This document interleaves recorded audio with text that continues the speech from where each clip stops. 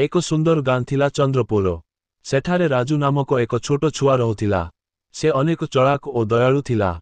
राजूर आग्रह थिला प्रकृति और पशुपक्षींक प्रति। गांर जड़े महान वृद्ध बड़ गुरुजी सबु लोकंकु सदा उपदेश देइथांती। एक दिन राजू जंगल रे चलीगला। सेठारे से देखिला एक हरिण जाल पड़ी रही। हरिण आशारे राजूंको दिगरे देखिला।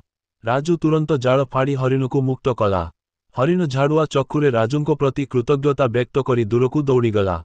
घरकू फेरिबा बेले राजू गुरुजींकु सबु घटना कहिला। गुरुजी हसी कहिले, राजू, प्रकृति को साहाय्य करिबा आमर कर्तव्य। तुमे जहा करिला से तम सत्कर्म थिला। जेबे तुमे मन दयालु रखिबो, समाज एवं प्रकृति उभय आशीर्वाद देबो। ताहाठारु राजू आउ अधिक दयालु हेला। से एबे गांर पशुपक्षींकु साहाय्य करी तांको समस्या निराकरण करुथाए। गांर लोके सेठारे आनंद अनुभव करंती और राजूंकु प्रेम करंती।